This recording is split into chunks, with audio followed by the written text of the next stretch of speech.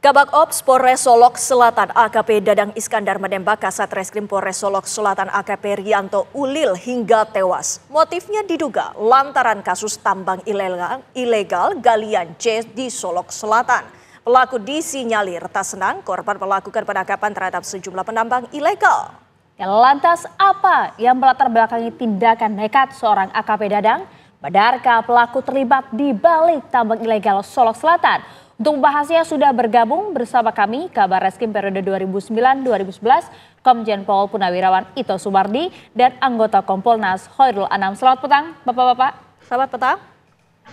Selamat petang Mbak Maria, Mbak Winnie. Selamat petang, salam sehat selalu. Ya, salam sehat untuk semuanya. Saya mau ke Pak Anam terlebih dahulu. Pak Anam, Anda sudah menerjunkan tim Kompolnas terjun langsung ke lokasi. Apa temuan-temuan di lapangan, Pak Anam? Belum lagi, kemungkinan besar besok baru berangkat ya. Tapi kalau persiapan untuk berangkat ke sana semua informasi sudah kami kumpulkan. Yang pasti begini sebenarnya sesuai dengan tupoksinya Kompolnas memang mendorong kinerja kepolisian yang baik. Artinya dalam konteks kasus ini memang kami minta dilakukan tindakan yang profesional dan transparan. Dan ini menunjukkan sesuatu yang menarik gitu ya. Yang pertama pelakunya sudah menjadi TSK. Ya. Yang kedua anatomi kejahatannya sudah dijelaskan ya mau diungkap sedemikian rupa. Misalnya begini, kalau kita monitoring penjelasannya Humas ya, yes. Humas Polda di sana mengatakan bahwa ini terkait soal penegakan hukum yang dilakukan oleh Kasat Reskrim di sana. Ya, ada sopir yang ditangkap, ada macam-macam yang ditangkap, terus juga dikatakan saat ini TSK-nya 340 gitu. Yeah. Artinya memang ada perencanaan dan saya kira perencanaannya tidak hanya berhenti soal persiapan pembunuhan, tapi konteks pengetahuan soal adanya penegakan hukum yang dilakukan oleh Kasat Reskrim kepada pelaku penambang ilegal. Sehingga ya ini harus dibongkar ya luas gitu ya. Karena ini problem yang sangat serius dalam konteks penegakan hukum kita. Jangan sampai orang-orang merasa di atas angin terhadap penegakan hukum yang dilakukan oleh rekan-rekan kepolisian. Siapapun itu. Sementara itu Pak Ito, mungkin Anda bisa memberikan bagaimana pengamatan Anda mengenai kasus ini. Apakah penembakan yang dilakukan pelaku terhadap korban ini memiliki unsur emosional sehingga pelaku ini dengan tergesa-gesa ataupun secara tidak wajar menembak rekan kerjanya, ini istilahnya. Bagaimana Pak Ito? Baik, dengan tidak bermaksud mendahului daripada pendalaman yang sekarang sedang dilakukan di Polda Sumbar maupun di Kompolnas, Mbak ya. Saya mencoba untuk menyampaikan opini saya sesuai dengan pengalaman. Kalau orang menembak, itu pasti orang itu sudah terbiasa dan pasti dalam keadaan yang sangat-sangat emosional. Nah, kalau kita lihat kejadiannya ini kan ada dua struktur atau strata daripada struktur Polres yang berbeda. Yang satu adalah kepala bagian operasi yang mau pensiun, kemudian yang satu adalah kasat. Lazimnya kalau setiap ada penindakan atau operasi itu di bawah kendali kepala bagian operasi. Tapi saya, menurut pendapat saya, ini tentunya kita melihat mungkin bisa saja Kapolres memerintahkan langsung kepada kasatnya atau kepala satuan fungsi tanpa melalui pimpinan di atasnya untuk melakukan satu tindakan apabila ada terindikasi mungkin yang bersangkutan itu terlibat dalam satu target yang akan diungkap ya oleh Polres. Jadi di sini bisa saja ada yang terganggu. Kemudian juga kita lihat sekarang mungkin yang bersangkutan akan pensiun ya, pasti paling tidak meskipun itu mendapatkan sesuatu dari hal yang melanggar hukum, tapi dia yang bersangkutan tentunya mungkin ya nanti pada saat pensiun dia akan kehilangan daripada sesuatu yang bisa memenuhi kebutuhan dia pada saat pensiun. Nah di sisi lain tentunya dari almarhum ini kan juga mereka masih memiliki idealisme yang tinggi ya.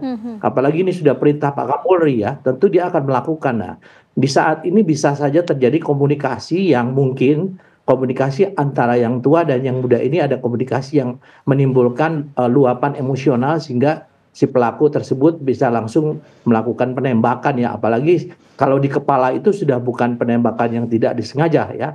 Mungkin kalau di badan masih tidak untuk membunuh ya, tapi kalau di kepala sudah pasti itu maksudnya adalah untuk membunuh yang bersangkutan. Sehingga ini perlu didalami ya motif yang bersangkutan. Tapi hal ini tentunya menjadi sesuatu yang harus dilihat dari aspek psikologis, kemudian juga harus didalami daripada si pemilik tambangnya itu ya, karena kan pemilik tambang ini juga apakah betul dia selama ini memiliki kedekatan dengan si pelaku ya, kemudian dengan siapa saja yang mungkin bisa dikaitkan. Kalau kita lihat setelah menembakkan, pelaku itu menembak kalau nggak salah rumah Kapolres.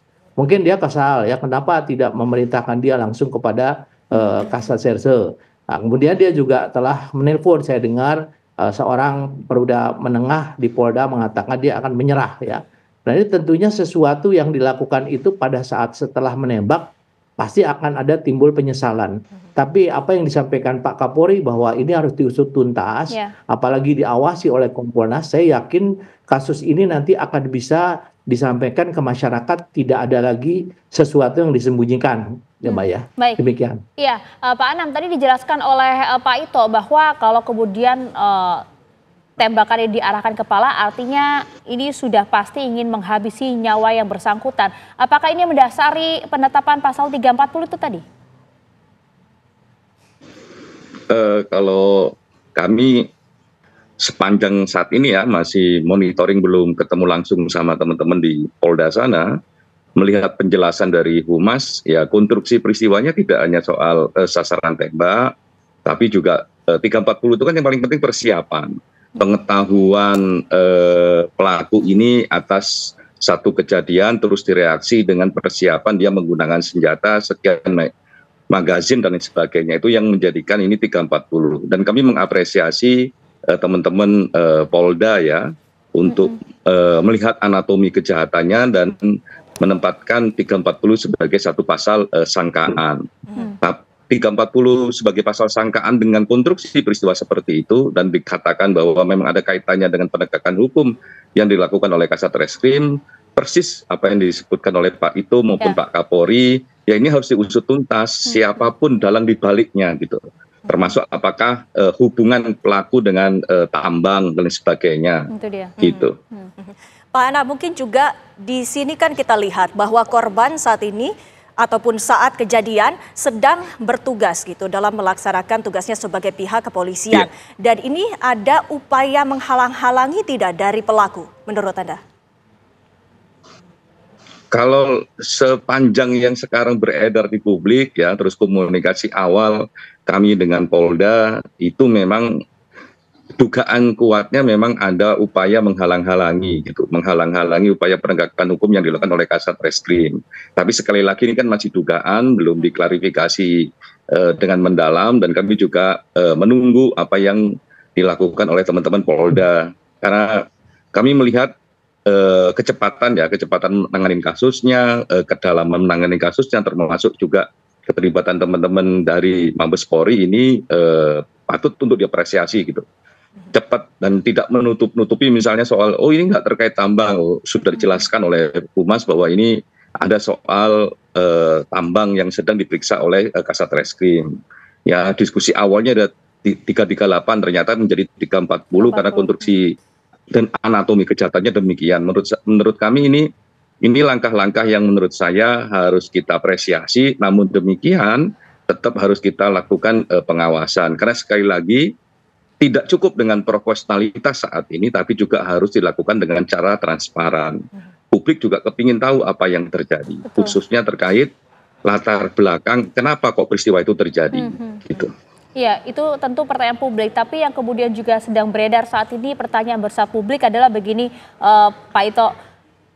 Mengapa kemudian pada saat kejadian berlangsung, pada saat pelaku ini menembakkan tembakannya kepada kepala korban begitu ya, mengapa kemudian tidak ditahan oleh beberapa tim juga kepolisian yang berada di lokasi? Apa yang mendasari hal ini kalau menurut pengamatan Anda, Pak Ito? Pertama saya bicara masalah pasal dulu ya Mbak ya. Kalau pasal saya melihat pasal 340-nya itu memenuhi karena yang bersangkutan mungkin dihubungi oleh seseorang bahwa ada orang-orang yang terlibat illegal mining itu yang ditahan, sehingga dia mempersiapkan diri untuk bisa ketemu ke tempat yang di pemeriksaan ya. Kemudian pasal 282 KUHP ya, tentang menghalang-halangi atau meringangi pemerintahan penyidikan ini juga bisa masuk ya, karena itu kan sudah masuk ke dalam ranahnya pemeriksaan oleh reserse. Nah, pada saat penembakan yang bersangkutan itu kan sedang memegang senjata, Mbak. Tentunya juga dalam keadaan dia emosinya yang sangat labil, yang sedang marah ya, itu terbukti kan dia begitu naik mobil melewati rumah Kapolres, dia melepaskan tembakan ke rumah tersebut ya. Kemudian juga di situ tentunya ada teknik dan taktik bagi anggota Polda untuk tidak segera untuk melakukan, misalnya terjadi baku tembak, maka akan hilang untuk bukti-bukti untuk pendalaman kasusnya itu kasus menyangkut apa dan bagaimana siapa saja yang terlibat. Sehingga pendekatan yang dilakukan adalah pendekatan persuasif. Mungkin kita lihat ada yang pertanyaan ya, mungkin dari rekan-rekan Komisi 3 DPR, kenapa yang bersangkutan tidak diborgol sedang merokok. Itu salah satu teknik yang saya juga pernah alami, bagaimana membuat orang itu untuk meredakan emosinya sehingga dia mau cerita. Dan saya dengar yang bersangkutan akhirnya menceritakan meskipun masih perlu pendalaman. Jadi saya kira kenapa dia pada saat itu tidak ditangkap, itu biasanya terjadi satu situasi yang shock ya, kecuali kalau penembaknya teroris dan lainnya itu mungkin beda. Tapi ini kan kabak op ya, orang ketiga di Polres ya. Tentunya bagi anggota juga masih bingung gitu, ada apa. Kemudian mereka yang bersangkutan melarikan diri kan. Termasuk juga faktor hierarki ya Pak ya? Di Polda. Ya. Termasuk juga faktor hierarki ya? Ya betul, hierarki kan dia orang ketiga ya Mbak ya. Jadi tentunya ini juga ada faktor psikologis ya, sehingga yang bersangkutan juga tidak ingin menyerahkan di Polres. Ya, dia pasti ingin menyerahkan di Polda dan dia menelpon seorang perwira menengah ya di Polda bahwa dia akan menyerahkan diri, jangan ditangkap, kalau ditangkap dia akan melawan. Nah, itu yang saya dengar informasi yang ya mungkin ini juga sesuatu yang perlu menjadi pendalaman. Kenapa dia menyerahkan diri di Polda, dan yang paling penting adalah bagaimana mengungkap kasus ini, mengapa terjadi dan bagaimana bisa terjadi dan jangan sampai terjadi lagi. Jadi apa yang disampaikan Pak Kapolri akan bisa menjadi pembelajaran bagi Polda-Polda lainnya. Mudah-mudahan demikian, Mbak. Ya, baik. Pak Ito, Pak Anam, nanti kita lanjutkan kembali dialog kami selepas jeda pariwara berikut ini. Pemirsa, kami akan kembali sesaat lagi.